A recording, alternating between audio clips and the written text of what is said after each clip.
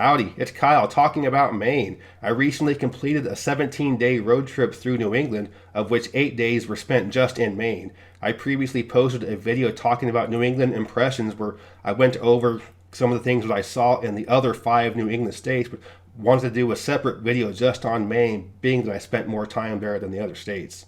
This video isn't going to be as formal as an official geographic profile video, but more of an overview of the states that I really enjoyed my short time visiting and one that I can't wait to explore some more. First, some basics about the state. The population at the 2020 census was 1,363,000 people, which ranks it 43rd in the U.S. At the 2010 census, the population was 1,328,000 when it ranked 42nd in the U.S., so there's only been 2.6% growth rate since 2010. In terms of area, it's ranked 39th in the U.S. and is by far the largest of the 6 New England states. A geographic quirk about Maine is that it's the only state in the country that borders only one other state. It borders New Hampshire. For a few days of the trip, we stayed with some friends in Portland, which is the largest city in the state. It has a population of just over 66,000 people, which is about the same population it had in 2010. Portland is located within Cumberland County, which has about 300,000 people. It's the most populous county in the state, and the county itself is growing a little bit. The county just south of that is York County, which has about 211,000 people, and it's also growing. So these two counties combined are the Portland metro area, which has just over 500,000 people, and this portion of the state is referred to as Down East. Portland immediately became one of my favorite cities in the U.S. It's in my favorite size range. It's pretty similar to cities like Santa Fe, New Mexico, or Asheville, North Carolina, 2 of my other favorite cities in the country. The cities are about the same size, the metro areas are about the same size. They're great for walking, a lot of great local shops and boutiques, a lot of great art galleries, and just kind of a funky vibe that sets it apart from other cities in the region. The downtown of the city is really nice, a lot of great shops and restaurants. One thing that was pretty funny is while we were staying there, it was the end of July, beginning of August, and the people we were staying with was talking about how the town was stinky with tourists. However, my wife and I kind of chuckled because it didn't really seem like it was all that busy. We were able to park right near where we wanted to go. There was never a really long wait for a table at a restaurant. We were able to get on the ferry to go around some of the islands pretty easily. It just didn't really seem all that crowded, although the people that lived there really thought it was. So if what we were seeing tourism-wise is about as bad as it gets for Portland, it's not bad at all. One thing that we did while we were there, we took a little ferry ride around some of the islands in the Sound.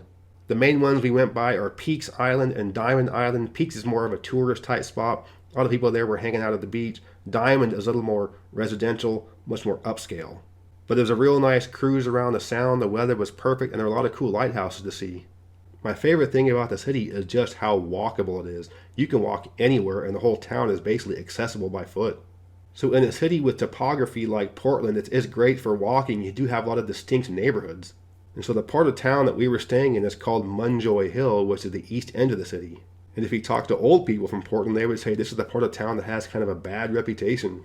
However, in talking to older folks that are from the Munjoy Hill neighborhood, they're like, it's all been blown out of proportion. This neighborhood is great. It's always been quiet. It's just the rich folks on the west side thought lesser of us. So each day I'd walk from the house we were staying at and go down to the local convenience store closest to us in the Munjoy Hill area. I'd pick up a Moxie each day, which is a Maine-made soft drink, which tastes kind of like a mix between root beer and RC Cola. It's really good. One of the days I was there, there just happened to be this guy with a booth set up giving out microbrew samples. Maine is a state with a very small African American population, but when you're walking around Portland, most of the black population are African immigrants. But if I moved to Portland, this would be the part of town I'd want to live in. So overall, I really like Portland. It's one of my favorite cities in the country, and I could easily see myself living there. The second largest city in the state is Lewiston, which has about 36,000 people, and the population is declining. There's kind of a twin cities type thing here, with the other city being Auburn. The combined population of the two is about 60,000. However, Auburn is increasing in population.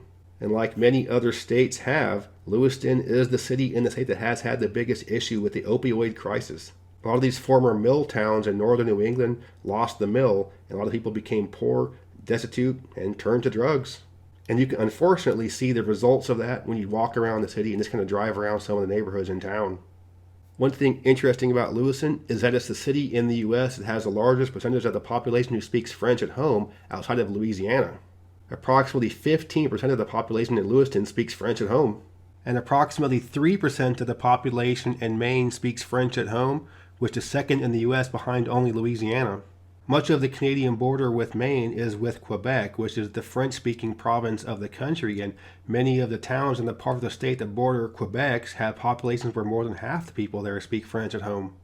And in Lewiston, there's a restaurant called Pinky D's Poutine Factory, which just saying that name might get this video demonetized. And poutine is French fries with gravy on it and a bunch of other random stuff on top. But man, is it good, and I would say that Pinky D's is the best poutine I've had outside of Montreal. The next largest city in the state is Bangor, with a population of about 32,000, and it's also declining. When a lot of people think of Bangor, the first thing they think about is Stephen King, who lives there. And he is Mr. Maine. I'm a big Stephen King fan. I've read about 20 of his books, and I think every single one of them he finds some way to sneak Maine into it. And once you get north of Bangor, it becomes very sparsely populated, and to the northwest of Bangor, it's almost entirely wilderness. A little bit north of Bangor is a town of Old Town, and this is most well known for being the factory town for Old Town canoes. But the town itself has seen better days. Downtown has a lot of empty storefronts. The scenery around there is beautiful, and I love to go canoeing, but the town has seen better days. The state capital is Augusta, which only has about 18,000 people. And kind of like Lewiston and Old Town, it was kind of rough. I was a little surprised. I wasn't expecting it to be the fanciest state capital in the country, but it was a little more run down than I thought it would be. Just in the area where you walk from the heart of downtown to where the state capitol building is, it doesn't really look all that terribly nice.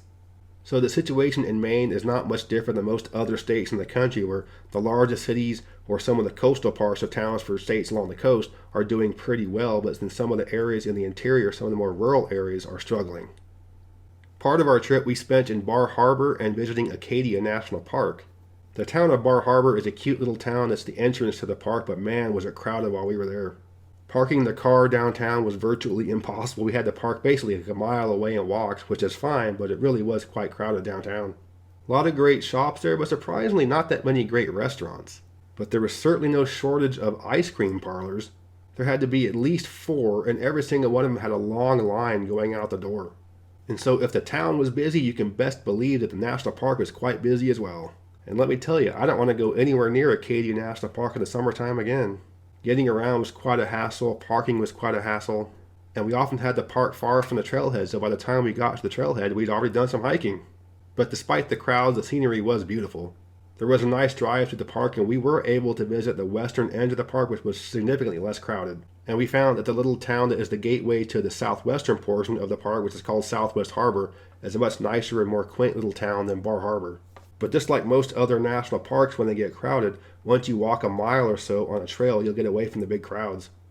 But one of my favorite things about the state is just how much true wilderness there is. Although we didn't really get a chance to explore the wilderness, there is so much in the northwestern portion of the state. There's very little true wilderness in the eastern half of the contiguous U.S., but northwestern Maine sure does have it. But we were in some of the areas north of Farmington near Rangeley Lake, and this is some serious wilderness once you get north of there. And Baxter State Park at Mount Katahdin is also the northern terminus of the Appalachian Trail. And once you get into the far wilds of northern Maine, you get to where there are a lot of private roads. So you pay for a permit to get on some of these private roads and then go way back into the wilderness. So we know folks that were packing up generators and little refrigerators and stuff they can take into the wilderness because they're going to be there for quite a while. So as much as I love to explore the backcountry by foot and hiking, I love to do it even more by canoe. The Allagash Wilderness Waterway is one of the premier canoeing destinations in the entire country.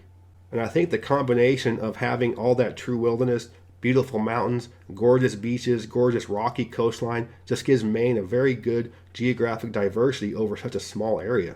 And the people there, even the city folks, tend to appreciate nature. So now I want to talk a little bit about the food. It's the #1 state in the country for blueberry production, which is one of my favorite foods, and there was a lot of blueberry activity going on up there. It's also #2 for maple syrup, and we got to have some really good local maple syrup on some of our breakfast stuff, and brought a nice bottle of fancy maple syrup back home with us. While in Portland, I had a really good bowl of seafood chowder that came in a bread bowl, and this was just giant chunks of seafood in a wonderful soup. But now let's talk about a big problem I had with Maine. The #1 thing Maine is known for is lobster, and I was really looking forward to having some great lobster while up there. And although I did enjoy good lobster, I really do not like Maine lobster rolls. This is cold lobster meat coated in mayonnaise with coleslaw. I can't think of a better way to ruin lobster than with this. It wasn't until I got back from the trip that I learned that Connecticut-style lobster rolls are the one you actually want to eat as warm lobster meat rolled in butter on a toasted bun. But the last thing I want to talk about is just the people and how friendly everybody was. I mentioned this in my video about New England in general, but I really did feel that the people in this part of the country, and Maine specifically, were just really more open, just more talkative, just willing to talk about their place and people in other places in the country. I felt the people in Maine were really excited to talk about Maine because they probably aren't asked often about it. So when you ask people some stuff about their home, about Maine, better pull up a chair because you're going to be there a while. I heard a lot of great stories from people from all different age groups, and I really love the accent of the old Maine people. Watch some videos of people with the old Maine accent. It sounds pretty weird, and you might not even think they're American. But just like everywhere else in the country, the old accents are dying. So most of the young folks in most parts of Maine don't really have much of an accent. So I just really enjoyed talking to people while up there. I've never had an easier time getting people to open up about where they're from. So the combination of Portland, the beaches, the mountains, the wilderness, and the really cool people makes Maine one of my favorite states in the country and why I can't wait to get back there.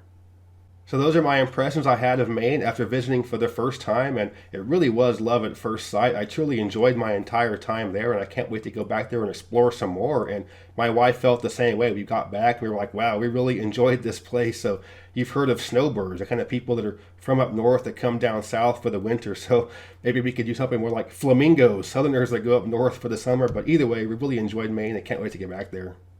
I hope you enjoyed this video. If you did, please give me a thumbs up to let me know you approve, and subscribe to this channel if you're interested in learning more about U.S. geography. I'm talking about states like this. I'm also talking about cities and counties and all kinds of categories and ranking them in all kinds of different things, and talking about cross-country road tripping, and everything I talk about comes from a little more nerdy type perspective. But yeah, thanks for watching. Geography King signing out.